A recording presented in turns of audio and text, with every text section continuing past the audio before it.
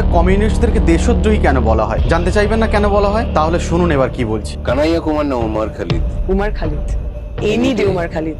আমার জেনারেশনের, আমার উমরের সঙ্গে কিন্তু খুব ভালো সম্পর্ক ছিল এরকম না, আমাদের প্রচুর রাজনৈতিক আর কি ঝগড়াঝাটি হতো, কিন্তু আমি এটা রিয়েলাইজেশন আমাদের গোটা প্রজন্মে যদি অ্যাক্টিভিজমকে কেউ নিজের জীবন দিয়ে প্রমাণ করে থাকে এবং যাকে দেখে একটা গোটা প্রজন্মের কিভাবে রাজনীতি করতে হয়, রাজনীতির প্রতি সৎ থাকতে হয় শেখা উচিত, সেই লোকটার নাম comrade Umar Khalid, any day Umar Khalid. এই ম্যাডাম কত সুন্দরভাবে বললো, তাই না? কিন্তু কে উমর খালিদ, আর এই ম্যাডাম তাকে সাপোর্ট বা কেন করছে? চলুন তাহলে এখন সেটা জেনে নেওয়া যাক। 13 ডিসেম্বর 2001 পাকিস্তানের 5 জন সন্ত্রাসী আমাদের ভারতবর্ষের সবচেয়ে ইম্পর্টেন্ট এরিয়া পার্লামেন্ট হাউসের উপরে অ্যাটাক করে, যাদের কাছে প্রচুর পরিমাণে আগ্নেয় অস্ত্র এবং বোমা ছিল। জয়সি মোহাম্মদের এই জঙ্গিদের টার্গেট ছিল আমাদের পার্লামেন্ট হাউসকে ব্লাস্ট করে ভারতের প্রধানমন্ত্রী সহ এমপিদেরকে হোস্টেস বানানো। কিন্তু দিল্লি পুলিশ এবং সিকিউরিটি পার্সনের সঙ্গে দীর্ঘ লড়াইয়ের পর এই 5 জন আতঙ্কবাদী মারা যায়। সেই সঙ্গে সঙ্গে আমাদের ভারতের 9 জন সিকিউরিটি পার্সনও শহীদ হয়ে যান এবং ইনভেস্টিগেশন করার পরে জানা যায় এই পার্লামেন্ট অ্যাটাকের মাস্টার মাইন্ড ছিলেন আফজাল গুরু, যিনি জয়সি মোহাম্মদ জঙ্গি গোষ্ঠীর সঙ্গে সরাসরি যুক্ত ছিলেন। এবং আফজাল গুরু ক্যামেরার সামনে দাঁড়িয়ে স্বীকার করেছে যে সে কিভাবে পার্লামেন্ট অ্যাটাকের পরিকল্পনা করেছিল এবং পাকিস্তানের ওই 5 জন টেররিস্টকে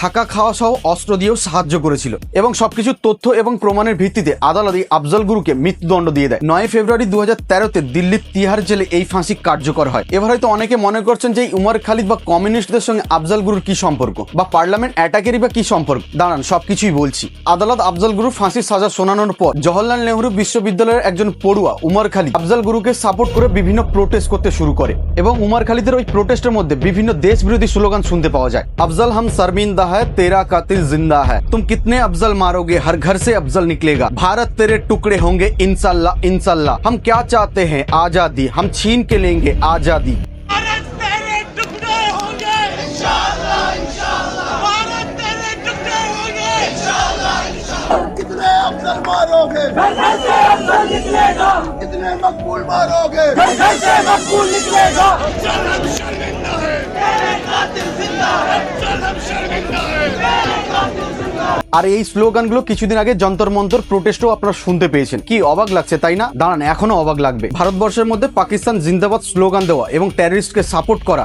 এবং অ্যান্টি ন্যাশনাল অ্যাক্টিভিটির জন্য সুপ্রিম কোর্ট উমর খালিদকেও জেলে ভরে দেয়। উমর খালিদ জেলে যাওয়ার পর কারা কারা সাপোর্ট করেছিল জানো? এই সিজেপি পার্টির নেতারা অভিজিৎ দীপকে, সৌরভ দাস এবং কমিউনিস্ট পার্টি, তার সঙ্গে কংগ্রেস এবং আম আদমি পার্টির সদস্যরা তো আছেই। আর এই কারণেই যন্তর মন্তর প্রোটেস্টে এই স্লোগানগুলো শোনা যাচ্ছিল, কারণ অভিজিৎ দীপকে, সৌরভ দাসের আইডল তো উমর খালিদ। উমর খালিদ একজন মিডল ক্লাস ফ্যামিলি ছিল, কিন্তু এর হয়ে কোর্টে কেস লড়ছে কে জানো?